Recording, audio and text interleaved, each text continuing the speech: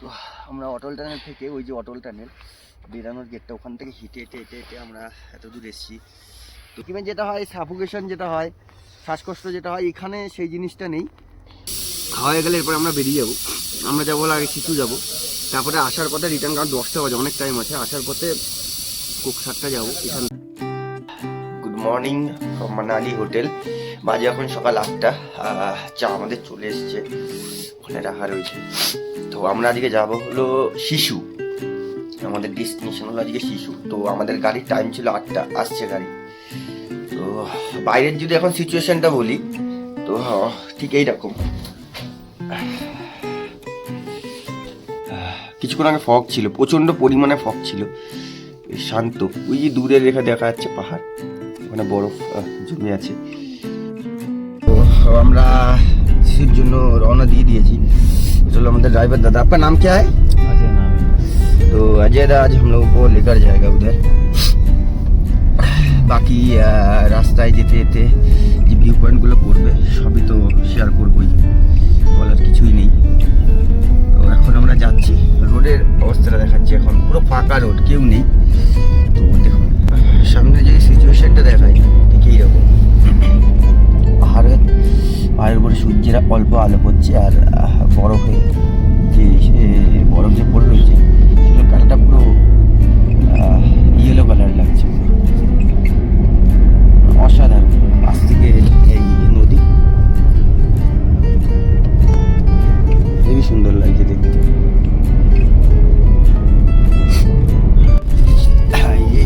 এই ব্রিজটা পার করার থেকে 3 কিলোমিটার হলো সোলাং ভ্যালি ডিস্টেন্স। তো এরপরেই সোলাং ভ্যালি 3 কিলোমিটার। এই ব্রিজটা পার করার পরে যখন এই ব্রিজটা পার করলাম, মানে সিনটা ভিউটা একটু অন্যরকম হয়ে গেল। তারপরে তো অটল টানেল পার হয়ে যাওয়ার পরে তো সিচুয়েশন আরও হবে। সোলাং ভ্যালি রিসর্টস, তো সোলাং ভ্যালিতে অন্য সময় মানে বরফে ঘেরা থাকে, মানে এই সময়টায়। তো এই সময়টা এখন মানে এই বছরটা এমন যে আজকে এই বছরটা অতটা স্নো পড়েনি। এই বছরটা তো 10 তারিখের পর থেকেই স্নোর চান্স আছে এখানকার আপডেট অনুযায়ী, স্নোফল মানালিতে বা যেখানে। তো এই বছরই একটু লেট হয়ে গেছে, অনেক কারণে লেট হয়েছে। এখান থেকে অটল টানেলের দূরত্ব হলো 2 কিলোমিটার। তো আমরা এখান থেকে সোলাং ভ্যালি পিছনেই ছিল। সোলাং ভ্যালি দ্বারা আমরা দাঁড়াইনি এই কারণেই, কারণ সোলাং ভ্যালিতে দেখার কোনো কিছুই ছিল না, বিকজ স্নো ছিল না। আর এত সকালে বেরিয়েছি, অত লোকজনও ছিল না। যখন স্নো থাকে এখানে প্রচণ্ড পরিমাণে অ্যাক্টিভিটি হয়। তো যেহেতু স্নো ছিল না, তো সেহেতু আমরা করিনি। ভাবছিলাম যে আসার সময় যখন রিটার্ন করবো এই পথ থেকে আসবো, তো ভেবেছিলাম তখনই করে নেবো। তো আর ইচ্ছা করছিল না সোলাং ভ্যালি দাঁড়াতে। আর এখন যেহেতু অনেক সকালে বেরিয়েছি, রাস্তাটাও ফাঁকা আছে, আমরা তাড়াতাড়ি করে আগে যে জায়গাগুলো ছিল সেই জায়গাগুলো ঘুরে আসার ইচ্ছে ছিল। তো আমরা ডাইরেক্ট অটল টানেল বেরিয়ে গেলাম। তো হ্যাঁ, অটল টানেলের শুধু তোমাদের ভিডিওটা দেখো, যে অটল টানেল যে পাহাড় কেটে যে রাস্তাগুলো তৈরি হয়েছে না, তো সেটা শুধু দেখো। 9 কিলোমিটার্সের অটল টানেল, তোমরা যখন ভিতর থেকে যাবে না, জাস্ট মানে ফিলটা অন্যরকমই হবে। তো দেখো শুধু অটল টানেলের ভিডিওটা দেখো। এখন অটল টানেলে ঢুকবো। এটা হলো অটল টানেলের গেট। সবাই ছবি তুলছে এখন পোজ মেরে। এটা হলো ইন্ডিয়ার সব থেকে বড় টানেল। এটা 9 কিলোমিটার। আচ্ছা, এটা হলো 9 কিলোমিটার্সের টানেল। অনেকক্ষণ লাগে, মিনিমাম 15 থেকে 20 মিনিট লাগবে হলো এটা পার করতে। মিনিমাম স্পিড এখানে লেখা রয়েছে। দেখতেও সুন্দর লাগছে, মানে ভিডিওতে মিনিমাম 6-7 মাস ধরে আমি কন্টিনিউয়াসলি দেখে আসছি যে বলতো যে ওখানে একটা সিনারি আর এর থেকে বেরালে আর একটা মানে ভিউ, মানে পুরোটাই আলাদা। তো এইবার আমি দেখব যে পুরোটা ভিউটা আলাদা কীরকম। খুব এক্সাইটেড লাগছে যে আগে দেখতাম আর এখন ভিডিওটা দেখে যে কী হবে। দেখা যাক কি সামনে সিনটা কি আসছে। তো দেখা যাক।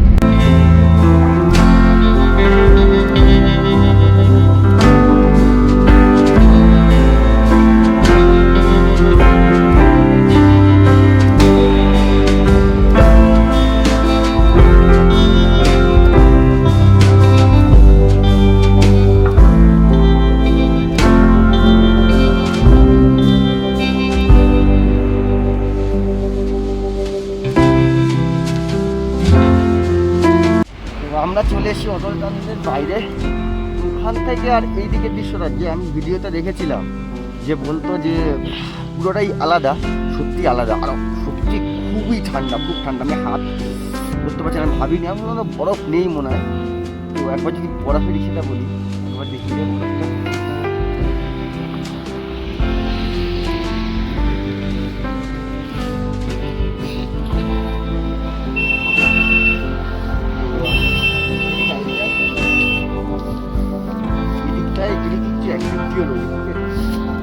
কথা বলা যাচ্ছে না, পরিমাণে এখানে ঠান্ডা, এতটা পরিমাণে এখানে ঠান্ডা। মানে এই বছর 5 জানুয়ারিতে মানালিতেই বরফ পড়ে যায়, এখানে তো আসা যায় না। মানে বন্ধ, আমাদের ভাগ্যটা এরকম যে আমরা তো ওখানে পাইনি, কিন্তু আমরা আসতে পেরেছি। ঠান্ডা পাচ্ছি না, আমার হ্যান্ড গ্লাভস গাড়িতে রয়ে গেছে, হাত নেই, হাত আর নেই, হাতটা পুরো জমে গেছে।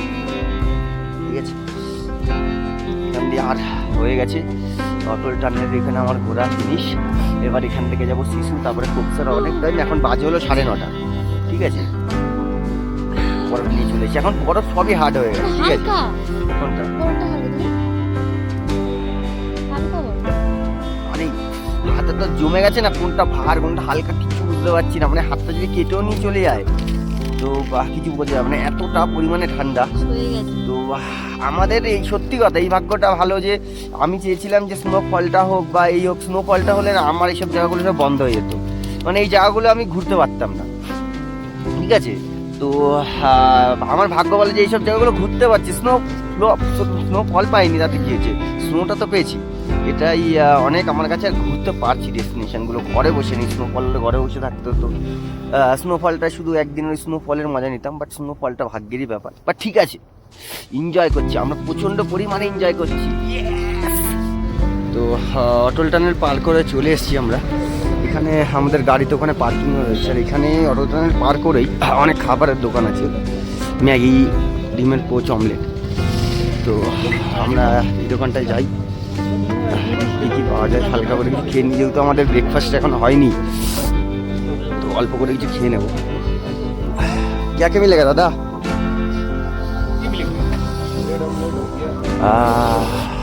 ম্যাগি, हाँ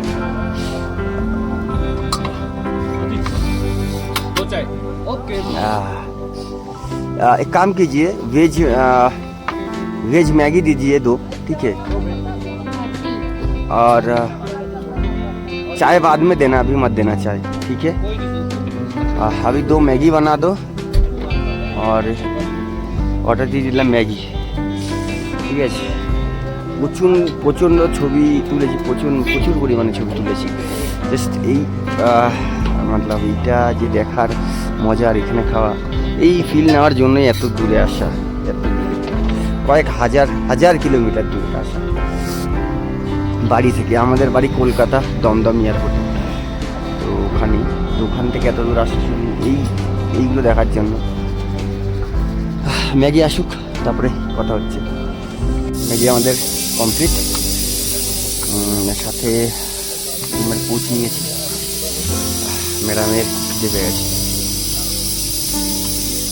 ভালো হয়েছে? হ্যাঁ, কেমন লাগছে? ভালো লাগছে। এবার আমার পালা, কেমন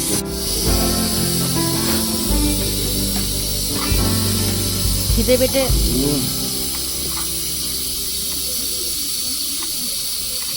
ভালো লাগছে, ভেরি ফ্যান্টাস্টিক। এই ঠান্ডার মধ্যে গরম গরম ম্যাগি আর এরকম ডিমের পোচ, ও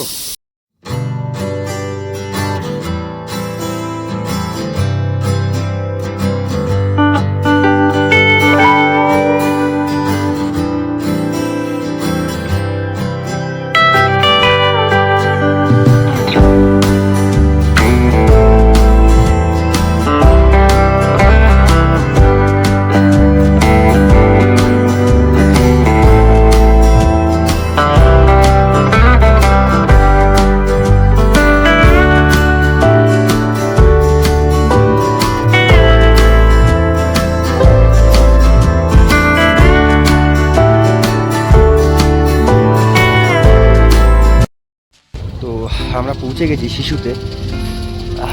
দৃশ্যটা ঠিক এরকম অসাধারণ লাগছে না? আমারও লাগছে, আচ্ছা আসলে আরও বেশি অসাধারণ লাগবে।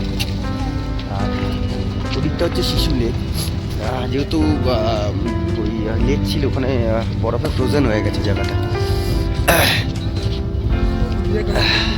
না থ্যাংক ইউ। তো ওইদিকে আমরা যাব। পুরো জমে গেছে, পুরো জমে গেছে। এখানে একটা লেক, এটা এখানে যে বোট, এই বোটগুলো ওই লেকের ভিতরেই চলে। ঠান্ডাতে পুরো ফ্রোজেন হয়ে গেছে।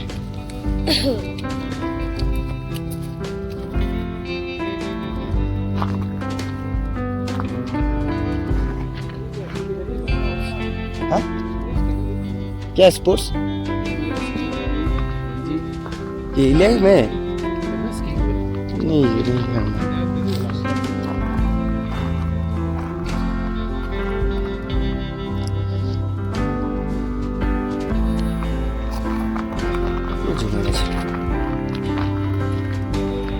জায়গাটা আগে জল থাকতো, এখানে জল কতটা জল থাকতো, পুরো জমে গেছে লেকটা ঠান্ডায়।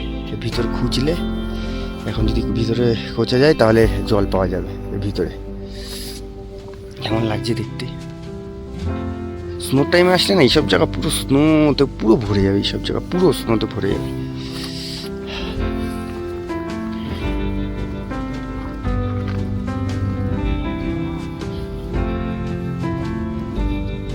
কেমন লাগছে দেখতে?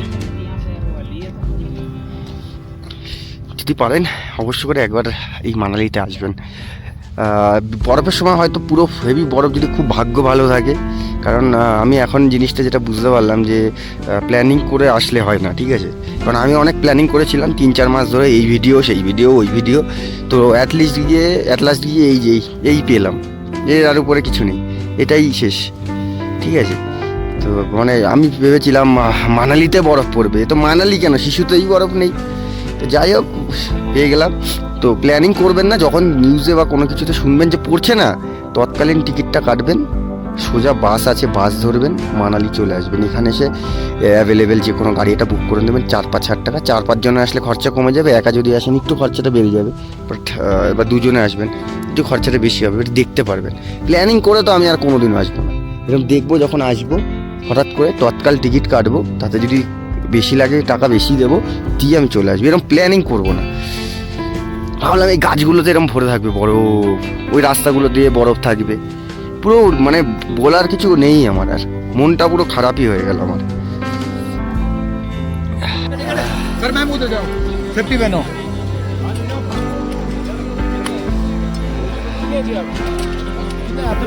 दो है हम लोग।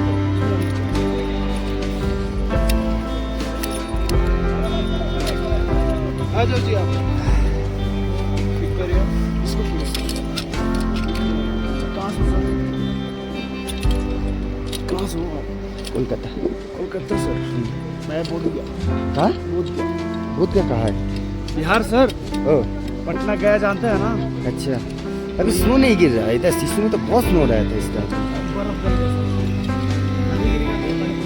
9 तारीख को पूरा भरा रहता है ना जब गिरता है।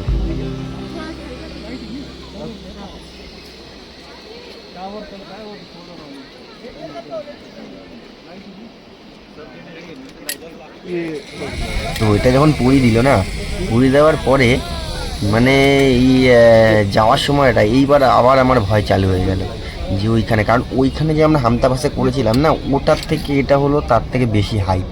তো যত আমি পায়ের স্টেপ দিচ্ছি তত আমার বুকটা আরও বেশি ধরপড় করছে। তো ভাবছিলাম যখন টাকা যখন দিয়েছি করবো তো আমি নিশ্চয়ই, তাতে যদি পড়েও যাবো, তাতে কোনো অসুবিধা নেই, কারণ কেউ পড়ছে না, আমি কেন পড়তে যাবো? ভয় তো লাগছে, যেই যে স্টেপ দিচ্ছি আমার ভয় তত বাড়ছে, স্টেপ দিচ্ছি তারপর বাড়ছে। কিন্তু উঠে দিয়ে কি সামনেই দেখো বাচ্চাটা, দেখো কত ছোট, দেখছি জিপ লাইন করছে। তো তখন বলো যে একটা বাচ্চা যদি করতে পারে তা আমি কেন করতে পারবো না? মনে অলরেডি সাহস চলে আসলে, এই বাচ্চা ছোট, কত বছর বয়স হবে, 7-8 বছর বয়স হবে, এই বাচ্চাটা বলে অত দূর চলে যাবে বাচ্চা জিপ লাইন করে। তো ওকে দেখে আমার মনে সাহসটা আরো বেশি হয়ে গেল। আর দেখো বাচ্চাটা কত কিউট, দেখো কত সুন্দর।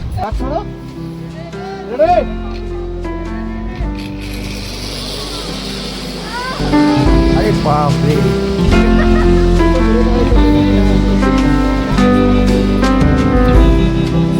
সাহস আছে বলতে হবে। চলে আসলাম ওপাশ থেকে এই পাশ। ভয় তো লাগছিল, খুবই ভয় লাগছিল, মজাও লাগছে। তো জিপলাইন এইবার মানালিতে এসে 2বার করলাম। আর এখানে তো পুরো বরফে বরফ, ভর্তি বরফ।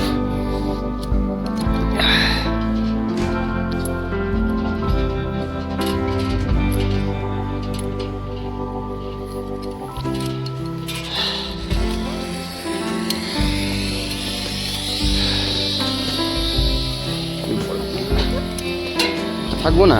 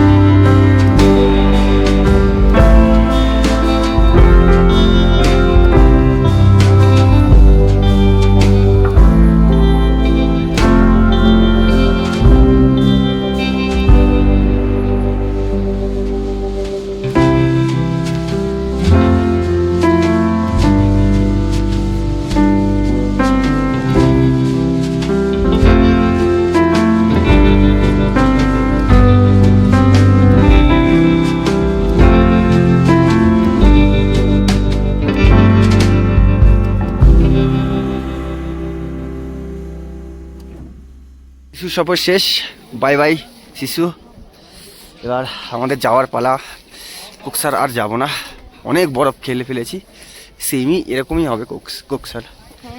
তো আর যাওয়ার দরকার নেই, যা বরফ নিয়ে নিয়েছি। হাতের অবস্থা ডেঞ্জার, হাতের অবস্থা পুরো ডেঞ্জার হয়ে গেছে আমার। চলো গাড়িতে ওঠা যাক।